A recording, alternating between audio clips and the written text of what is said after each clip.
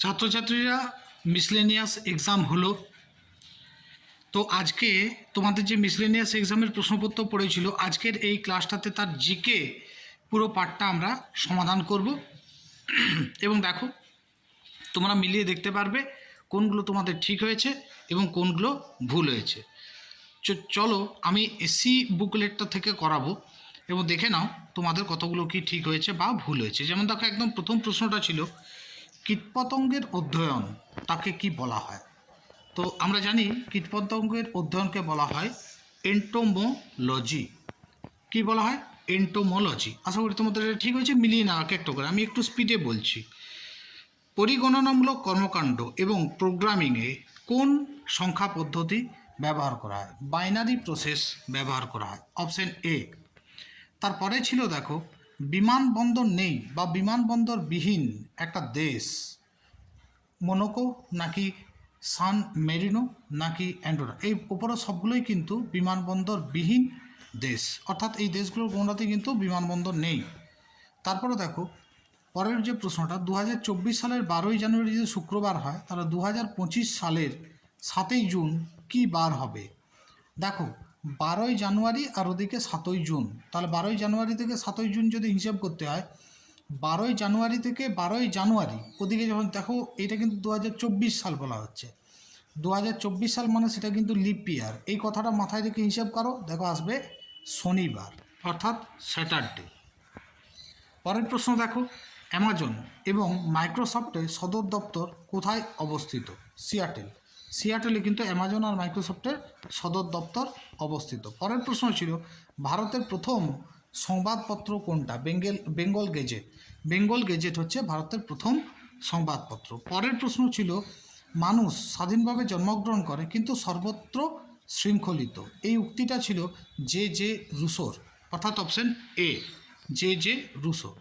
পরের প্রশ্ন হচ্ছে, ভারতের শেষ ভাইসরয় এবং শেষ গভর্নর জেনারেলের নামগুলো কী কী? শেষ ভাইসরয় ছিল লর্ড মাউন্টব্যাটেন, আর সি রাজাগোপালাচারী ছিল গভর্নর জেনারেল, অর্থাৎ অপশন ডি হবে এখানে সঠিক উত্তর। পরের প্রশ্ন দেখো, পরের প্রশ্ন হচ্ছে, কোন আইপিএস অফিসারের জীবনের উপর ঘটনার উপরে ভিত্তি করে তৈরি হয়েছে 12th ফেল এই চলচ্চিত্রটা? খুব ফেমাস একটা সিনেমা, কিছুদিন আগেই বেরিয়েছে, তোমরা জানো। এবং এটা তৈরি হয়েছিল মনোজ কুমার শর্মা এই আইপিএস অফিসারের জীবনের উপরে ডিপেন্ড করে, অপশান এ। চলো নেক্সট প্রশ্ন, কথা বলার এটিএম ভারতে চালু করে কোন bank? First bank in India to introduce talking ATM for disabled person, অর্থাৎ ডিসেবল পারসনদের জন্য কথা বলার এটিএম যে চালু হয়েছিল ভারতে, কোন ব্যাংক চালু করেছিল? এটা চালু করেছিল ইউনিয়ন ব্যাংক অফ ইন্ডিয়া, অর্থাৎ অপশন সি হবে সঠিক উত্তর। পরের প্রশ্নে আসো, বাতাসে কোন গ্যাস সর্বাধিক পরিমাণে পাওয়া যায়? অবশ্যই নাইট্রোজেন, 78%-এর বেশি নাইট্রোজেন গ্যাসের পরিমাণ কিন্তু বাতাসে সর্বাধিক। নেক্সট প্রশ্ন ছিল, প্রথম মহিলা বিজ্ঞানী যিনি নোবেল পুরস্কার পান এবং একমাত্র যিনি নোবেল বিজ্ঞানের দুটি ভিন্ন বিষয়ে নোবেল পুরস্কার পেয়েছিলেন। 1 মিনিট, তাহলে আমি কি বললাম? যিনি দুটো ভিন্ন বিষয়ে নোবেল পুরস্কার পেয়েছিলেন। তাহলে এই প্রশ্নের উত্তরটা হবে ম্যারি কুরি। তোমরা জানো, ইনি রেডিয়েশন অর্থাৎ তেজস্ক্রিয়তা নিয়ে গবেষণা করেছিলেন। ইনি প্রথম মহিলা বিজ্ঞানী যিনি নোবেল পুরস্কার পান এবং তিনি একমাত্র যিনি বিজ্ঞানের দুটো ভিন্ন বিষয়ে কিন্তু নোবেল পেয়েছিলেন। চলো পরের প্রশ্ন আসি, হলদিয়া বন্দর কোন দুটি নদীর সঙ্গমস্থলের নদীর তীরে অবস্থিত? হলদিয়া বন্দরটা কিন্তু হলদি নদী আর হুগলি নদী এই দুটোর সঙ্গমস্থলে অবস্থিত হচ্ছে হলদিয়া বন্দর। পরের প্রশ্ন হচ্ছে, সর্দার সরোবর বাঁধ কোন নদীর উপরে নির্মিত হয়েছিল? নর্মদা নদীর উপরে সর্দার সরোবর বাঁধ নির্মিত হয়েছিল, অপশন বি। পরের প্রশ্ন, 1 থেকে 100 পর্যন্ত স্বাভাবিক সংখ্যা যোগ। এটা অঙ্কের প্রশ্ন, ঠিক আছে, উত্তরটা তবু বলে দিচ্ছি, অপশন বি। অঙ্কের জন্য তোমাদের একটা আলাদা আমি ক্লাস দিয়ে দেবো, একটা আলাদা ভিডিও দিয়ে দেবো, সমস্ত অঙ্কগুলো ট্রিক্স দিয়ে, শর্টকাট ট্রিক্স দিয়ে কীভাবে তাড়াতাড়ি সমাধান করা যেত। আমি তো এর আগে অনেক ক্লাস করিয়েছি ম্যাথসের, তো সেই সমস্ত ক্লাসেই কিন্তু তোমাদের উত্তরগুলো বলাই আছে। অনেক উত্তর এখানে, অনেক প্রশ্ন কিন্তু কমন পড়েছে।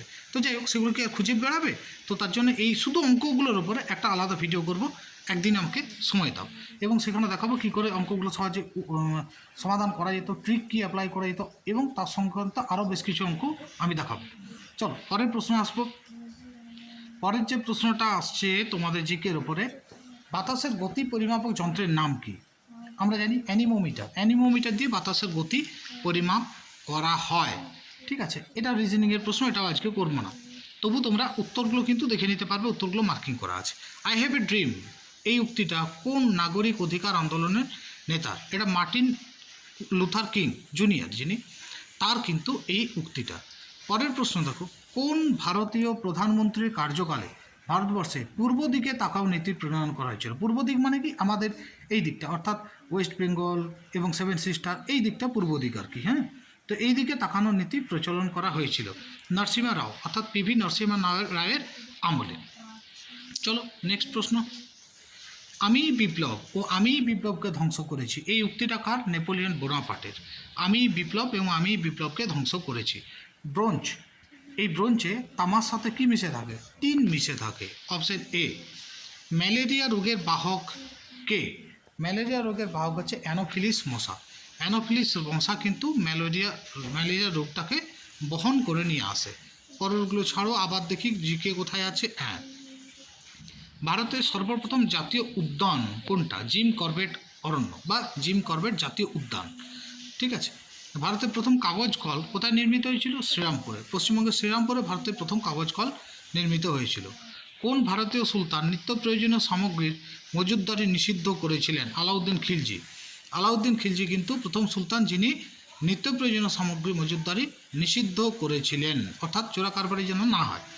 ভারতের রাষ্ট্রপতি থাকাকালীন মৃত্যু প্রথম ঘটে কার? মানে কে প্রথম যে রাষ্ট্রপতি থাকাকালীন মারা গিয়েছিলেন? ঠিক আছে, তিনি হচ্ছেন আর কেউ না, জাকির হোসেন। তাহলে অপশান সি হবে এখানে সঠিক উত্তর। চলো পরের প্রশ্ন দেখি। নিম্নলিখিত ব্যক্তিদের মধ্যে কে কখনো ভারতীয় জাতীয় কংগ্রেসের অধিবেশনে সভাপতিত্ব করেনই নেই?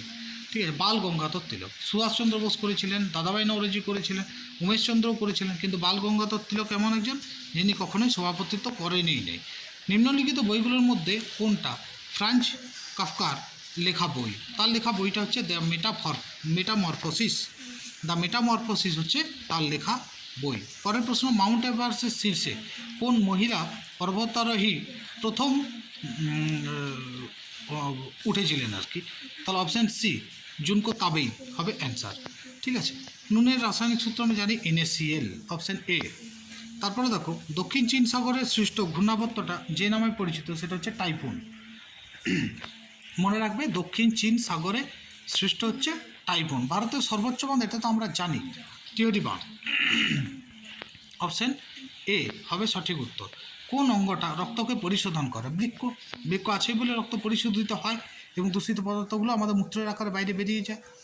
লোকটাক হ্রদ কোথায় অবস্থিত? মণিপুরে। লোকটাক হ্রদ অবস্থিত হচ্ছে মণিপুরে।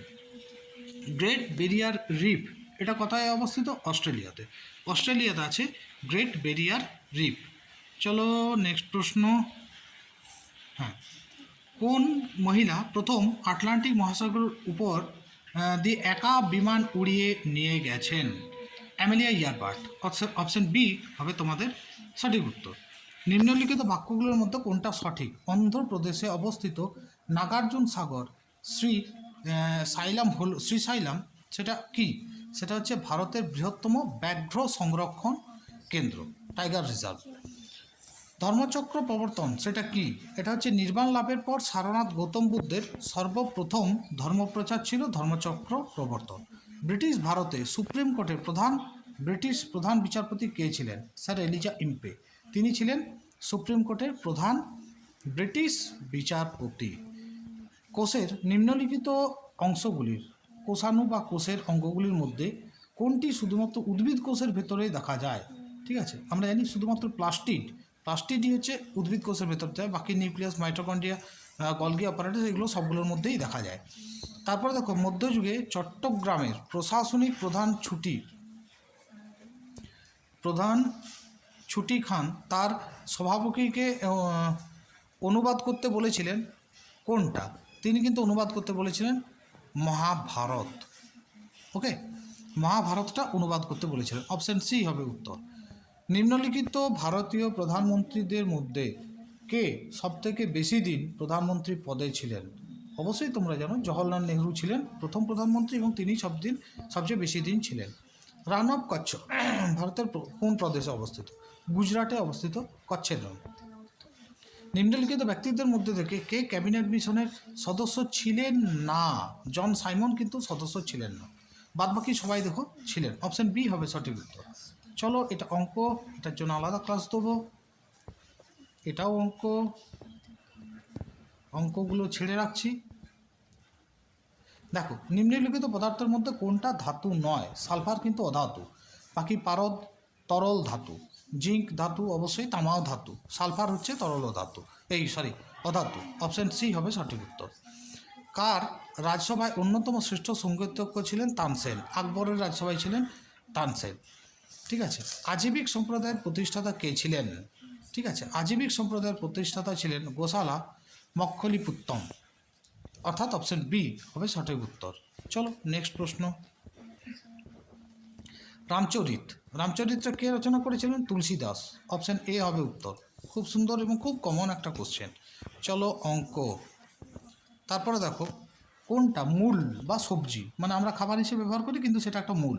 ফুলকপি না শশা না লাউ না গাজর? ক্যারট বা গাজর হচ্ছে একটা মূল যেটা আমরা সবজি হিসেবে ব্যবহার করি। চলো পরের প্রশ্নে আসবো। জৈব বিপর্যয়ের একটা উদাহরণ কি? ভোপাল গ্যাস দুর্ঘটনা না সুনামি না আয়লা না কোভিড? জৈব বিপর্যয় মাথায় রাখবে, 2020 কোভিড এটা কিন্তু জৈব বিপর্যয় ছিল। জৈবিক মানে জীব দিয়ে বিপর্যয়। গ্যাস দুর্ঘটনা এটা জৈব নয়, সুনামিও জৈব নয়, আয়লা জৈব নয়, কোভিডটা কিন্তু জীব সংক্রান্ত বা জৈব। ঠিক আছে, এই কোশ্চেনটা একটু ট্রেডিশনাল থেকে একটু আলাদা ছিল। ম্যান মেক্স হিমসেলফ এই বিখ্যাত বইটার লেখক কে ছিলেন? এই বিখ্যাত বইটার লেখক ছিলেন ভি গার্ডেন চাইল্ড, অর্থাৎ অপশন সি এটার হবে উত্তর। চলো নেক্সট তো ম্যাথের প্রশ্ন। মনসবদারি প্রথার প্রবর্তন কে করেছিল? এটা তোমরা সবাই জানো আকবর মনসবদারি প্রথার প্রচলন করেছিলেন। ভারতে দাক্ষিণাত্য মালভূমির উচ্চতম অংশটা কোনটা? আনাইমুদি হচ্ছে অপশন এ ভারতের দাক্ষিণাত্য মালভূমির উচ্চতম অংশ। এদের মধ্যে থেকে কোন রাজা সকল উত্তরা পথনাথ এই উপাধিটা গ্রহণ করেছিলেন? হর্ষবর্ধন কিন্তু সকল উত্তরা পথনাথ এই উপাধিটা গ্রহণ করেছিলেন। ভারতবর্ষের প্রথম মহিলা মুখ্যমন্ত্রী কে? সুচেতা কৃপালিনী। ভারতবর্ষের প্রথম মহিলা মুখ্যমন্ত্রী আমরা জানি সুচেতা কৃপালিনী। আচ্ছা, পরের প্রশ্ন হচ্ছে বিরল রোগ দিবসের মূল লক্ষ্যটা কি? যাতে সাধারণ মানুষের মধ্যে সচেতনতা বৃদ্ধি এবং রোগীদের জীবনের উপর তার ফলাফল, এটার জন্যই কিন্তু আমরা বিরল রোগ দিবসের মূল লক্ষ্যে উপনীত হই, অর্থাৎ অপশান সি হবে এখানে সঠিক উত্তর। পরের প্রশ্ন হচ্ছে ট্রি অফ লিবার্টি কে মহীশূরে রোপণ করেছিলেন? অবশ্যই টিপু সুলতান হায়দার আলী তার ছেলে Tipu Sultan tree of liberty এটা রোপণ করেছিলেন। ভারতীয় সেনাবাহিনীর সর্বোচ্চ সামরিক পদক হচ্ছে পরমবীর চক্র। Option A. ভারতে আগস্ট আন্দোলন হয়েছিল 1942 সালের আগস্ট মাসে, অর্থাৎ অপশন এ হবে সঠিক উত্তর। নিম্নলিখিত রোগগুলোর মধ্যে কোনটা জলবাহিত? টাইফয়েডই একমাত্র জলবাহিত, মানে জল দিয়ে এই রোগের জীবাণু বহন হয়। টিউবারকুলোসিস, ম্যালেরিয়া, ডিপথেরিয়া কিন্তু নয়। ভারতে বায়ুসেনার আদর্শ কি না গৌরবের সঙ্গে আকাশস্পর্শ? যেহেতু বায়ুসেনা তিনি তো অবশ্যই আকাশস্পর্শ করবে। ঠিক আছে, মনে রাখবে বাকিগুলোর সঙ্গেও ম্যাচ করে, কিন্তু এখানে বায়ুসেনা কথাটা উল্লেখ করে দেওয়ার জন্য আকাশ এই অপশানটা তোমাকে দাগ দিতে হবে, অপশান এ। চলো পরের প্রশ্ন। ব্রাজিলের আমাজন অববাহিকায় যে জলবায়ু অঞ্চল অবস্থিত সেটা অবশ্যই নিরক্ষীয় জলবায়ু অঞ্চল। একদিক থেকে গাছ কাটা হয় আর একদিক থেকে ওই গাছ নতুন করে আবার তৈরি হতে থাকে, এই রকম ঘটনা ঘটে। ব্রাজিলের আমাজনে হচ্ছে নিরক্ষীয় জলবায়ু অঞ্চল। নিম্নলিখিতগুলোর মধ্যে যেটা সমশ্রেণীভুক্ত নয়, অন্যগুলোর থেকে আলাদা, সবগুলোই পড়তে হয়। খাইবার, বোলান, গোমাল আর হচ্ছে গোমুখ। দেখো খাইবার এটাও গিরিপথ, বোলানও গিরিপথ, গোমালও গিরিপথ, কিন্তু গোমুখটা গিরিপথ নয়, অপশান ডি। চলো নেক্সট অঙ্ক। পরেরটা দেখো। রমেশবাবু প্রজ্ঞানন্দ হলেন একজন বিখ্যাত ভারতীয় যিনি ছিলেন একজন দাবা খেলোয়াড়, চেস প্লেয়ার ছিলেন। Option C. পরেরটা হচ্ছে নিম্নলিখিত শিল্পীদের মধ্যে কে বেঙ্গল স্কুল অফ আর্ট ঘরানার অন্তর্ভুক্ত ছিলেন না?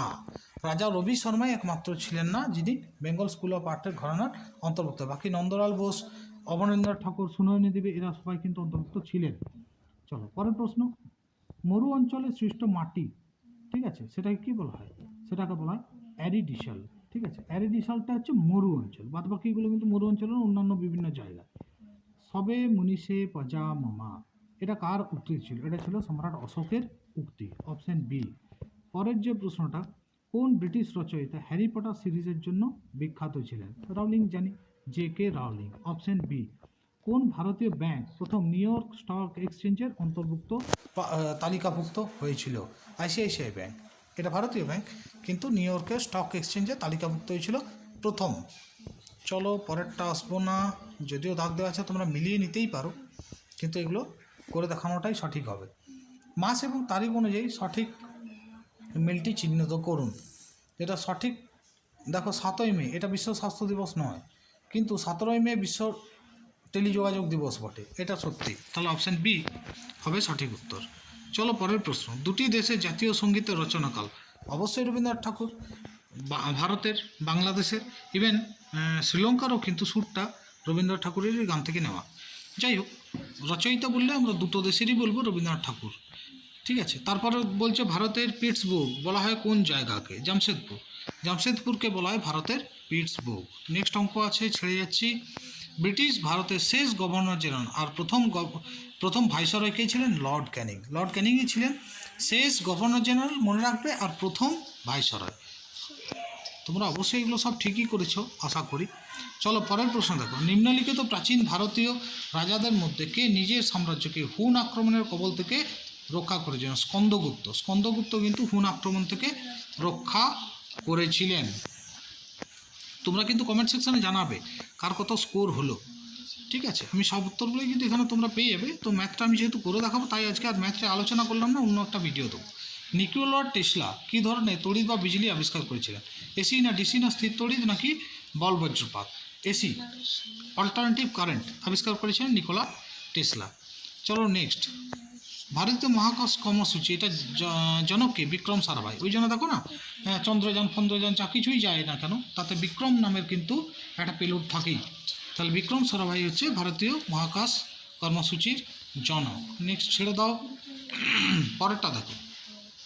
ভলগা থেকে গঙ্গা, এই গ্রন্থটা তার রচয়িতা কে? তার রচয়িতা কিন্তু রাহুল সাংকৃত্যায়ন। ঠিক আছে, তাহলে ভলগা থেকে গঙ্গা, এটা হচ্ছে অপশান ডি। নেক্সট প্রশ্ন এবং লাস্ট প্রশ্ন। নিম্নলিখিত জীবগুলোর মধ্যে কোনটি উভচর গোত্রভুক্ত নয়? কুমির নাকি নিউট নাকি স্যালামান্ডার নাকি ব্যাং? ব্যাং তো অবশ্যই উভচর, স্যালামান্ডারও উভচর, নিউটও উভচর, কুমিরই একমাত্র যে উভচর নয়। তাহলে অপশান এ হবে অ্যান্সার। তোমরা অবশ্যই কমেন্ট সেকশানে লিখবে এবং আমাকে জানাবে কেমন হলো। আর অঙ্কের উত্তরটা আমি যত তাড়াতাড়ি সম্ভব তোমাদেরকে দেওয়ার চেষ্টা করছি। যারা চ্যানেলে নতুন তারা অবশ্যই চ্যানেলটাকে সাবস্ক্রাইব করে নিও। টাটা।